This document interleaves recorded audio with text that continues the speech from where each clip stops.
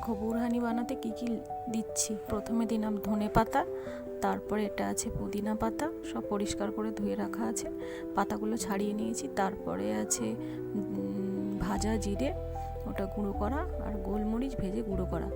তারপরে এটা আছে চাট মশলা, তারপরে আছে জলজিরা। এই আর বেশি কিছু লাগবে না। আর টক দই, কাঁচা লঙ্কা, দুটো কাঁচা লঙ্কা নিয়ে নিয়েছি।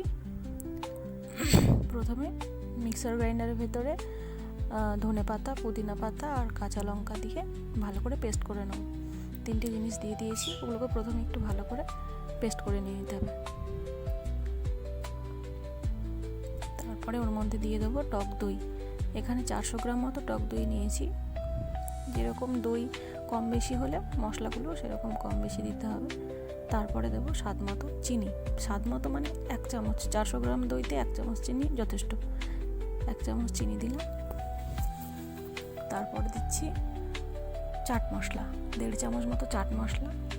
তারপরে দেব ওই যে জিরে ভাজা গুঁড়ো করে রাখা আর গোলমরিচ গুঁড়ো করে রাখা। তারপরে দেবো জলজিরা। মশলাগুলো সব একে একে মিক্সিং জারের মধ্যেই দিয়ে দেবো।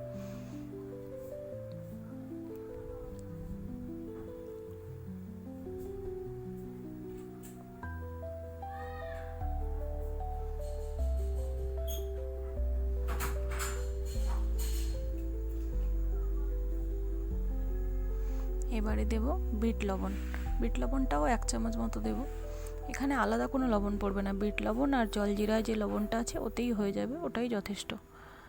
এবারে একটু হালকা ঠান্ডার জন্য কটা আইস কিউব দিয়ে দেবো।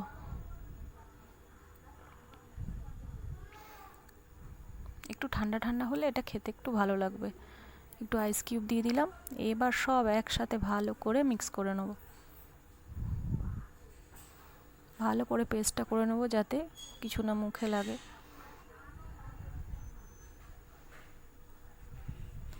চাইলে এটা ছেঁকে নেওয়া যায়, কিন্তু দরকার নেই। এবারে এটা রেডি। এবার এটা গ্লাসে ঢেলে আমি সার্ভ করব। এটা বিরিয়ানির সাথেই বেশি ভালো লাগবে। এটা পুরোপুরি তৈরি হয়ে গেছে। এবার এটা আমি সাজিয়ে দেবো একটু পুদিনা পাতা দিয়ে।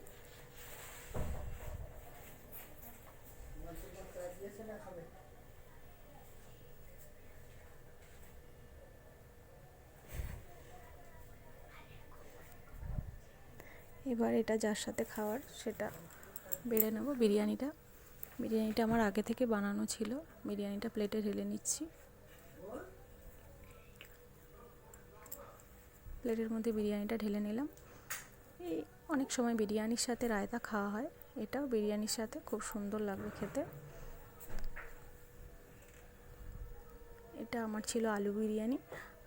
আলু বিরিয়ানিটা আমি বেড়ে নিচ্ছি, আর সাথে ছিল চিকেন কষা। স্যালাড দিয়ে দিলাম।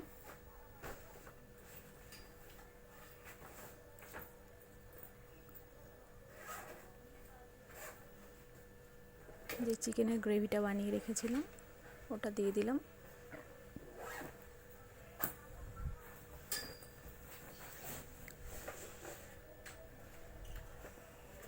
সব কিছু রেডি হয়ে গেছে।